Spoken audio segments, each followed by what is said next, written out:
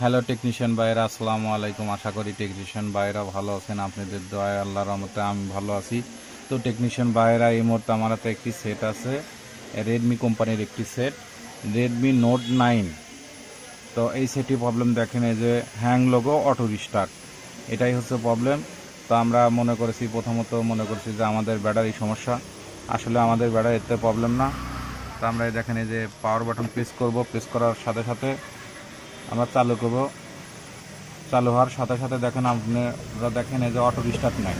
তো এটাই হচ্ছে প্রবলেম। তো আমি চার্জিং কেবলটা ঢুকানোর পরে দেখেন এখানে কোনো প্রকার চার্জিং লোগো শো করবে না, খালি শুধু অটো রিস্টার্ট নেবে। এটাই হচ্ছে প্রবলেম। তো এর জন্য আমরা মনে করি যে ব্যাটারির সমস্যা কিংবা পাওয়ার সুইচের সমস্যা, এই ধরনের আমরা আসলে চিন্তা ভাবনা করি। আসলে দেখেন, এই যে আমি এখন এখানে এই যে পাওয়ার লাইনটা ডিসকানেক্ট করে দিয়েছি, তারপরে একই অবস্থা। তো এখন আমি সেটটি খুলে নিয়েছি। খুলে নেওয়ার পরে এখন আমি এখানে এই জায়গায় আমাদের 4G আইসি আছে, আমরা এখানে 4G আইসির এখানে কাজ করব। তার জন্য আমাদের এখানে দরকার হচ্ছে আমাদের, আমরা এখানে শিল্ডিংটা এখন উঠাবো। তো আমাদের এই যে শিল্ডিংয়ের নিচে আমাদের নেটওয়ার্ক আইসিটা আছে।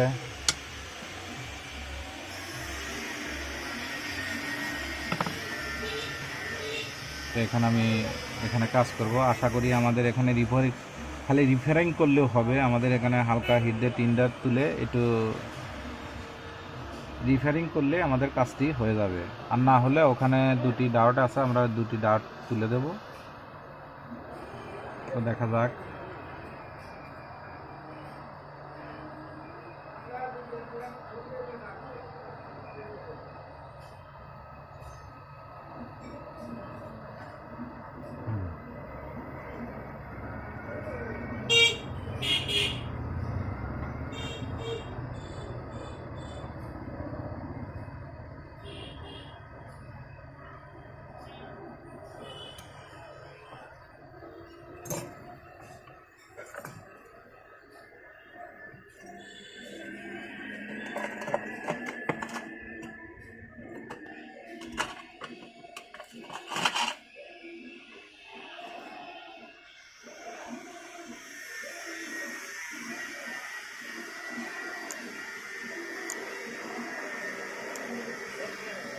দিদি বললাম,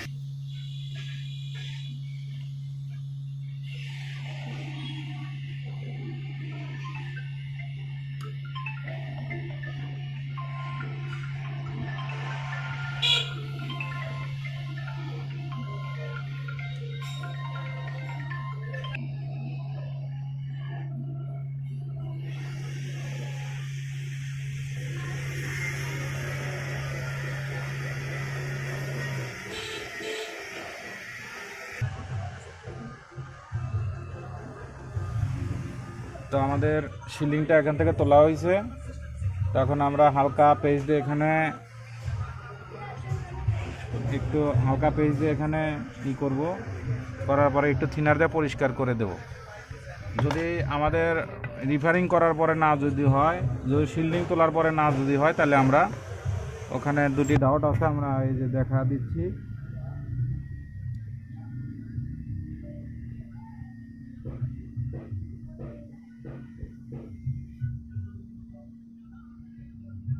এই ডাউটটা তুলে দেব যদি না হয়।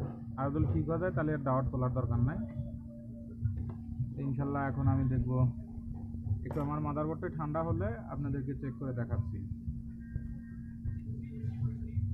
তো আমাদের মাদারবোর্ডটি ঠান্ডা হয়েছে। তো এখন আমরা একটু ক্লিনার দিয়ে আমরা একটু ক্লিন করব। ক্লিন করার পরে আমরা চেক করে দেখব যে আসলে আমাদের সেটটি ঠিক হয়ে গেছে কিনা।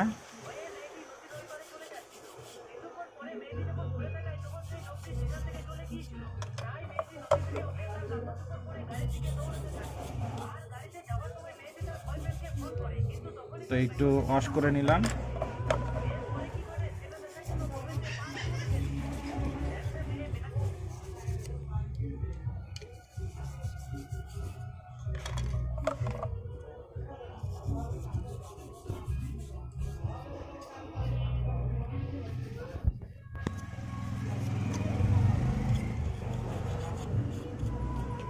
তো আমাদের ওয়াশ করা হয়ে গেছে।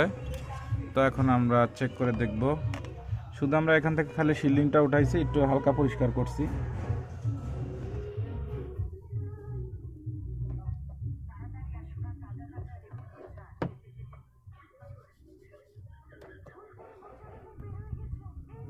তো আমাদের কাজটি দেখবো যে আসলে হয়ে গেছে কিনা।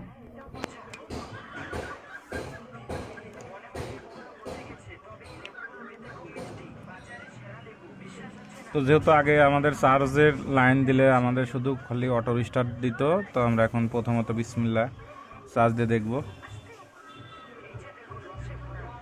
যদি আমাদের চার্জিং লাইন শো করে তাহলে আমাদের সেটটি ঠিক হয়ে গেছে। তো আলহামদুলিল্লাহ আমাদের সেটটি ঠিক হয়ে গেছে। তো এখন আমরা সেটটি চালু করব।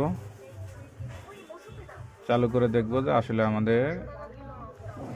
আমাদের 4G আইসিটা উপর থেকে শিল্ডিংটা উঠানোর পরেই আমাদের একটু থিনার দিয়ে পরিষ্কার করার পরেই আমাদের সমস্যার সমাধানটা হয়ে গেছে। আসলে ওখানে ডাউট আছে দুটা, ও দুটি ডাউটও যদি না হতো তাহলে আমরা ওখান থেকে ডাউটটা রিমুভ করে দিলে কাজটা হয়ে যেত। তো যেহেতু হয়ে গেছে তাহলে আর আমাদের রিমুভ করার প্রয়োজন নাই। যদি পরবর্তীতে সমস্যা আসে আমরা রিমুভ করে দেখব।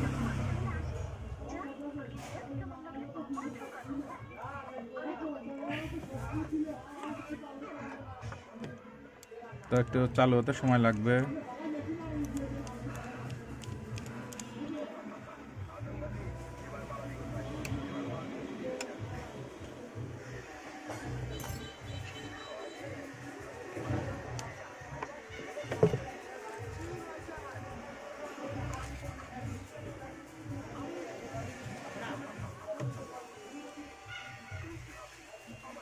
তো যেহেতু আমাদের এতক্ষণও আমাদের অটো রিস্টার্ট নেয় নাই, তো আশা করি আমাদের সেটটা ঠিক হয়ে গেছে। তো সেটটি চালু হতে একটু সময় লাগবে, কারণ অনেক কয়েকদিন বোধহয় বন্ধ ছিল এই জন্য। তো আশা করি, তা আলহামদুলিল্লাহ দেখেন যে আমাদের এখান থেকে লোগোটা সরে গেছে। তো ইনশাল্লাহ আমাদের সেটটি চালু হয়ে যাবে। তো আসলে ওই প্রবলেমটা ওখানে দুটি ডাউট আছে, ওই ডাউটের সমস্যা হয়, আর হচ্ছে 4G আইসি আশপাশে এই সমস্যাগুলো হয়। তা আশা করি আমাদের দেখেন যে সেটটি আমাদের চালু হয়ে গেছে। তা আলহামদুলিল্লাহ আশা করি টেকনিশিয়ান ভাইরা আমার ভিডিওটি দেখে ভালো লাগলে লাইক এবং কমেন্ট শেয়ার করবেন, আর আমার জন্য বেশি বেশি দোয়া করবেন। আপনাদের মাঝে এর চেয়ে ভালো ভালো ভিডিও যেন উপহার দিতে পারি। আজকের মতো ভিডিও এখানে শেষ। আসসালামু আলাইকুম।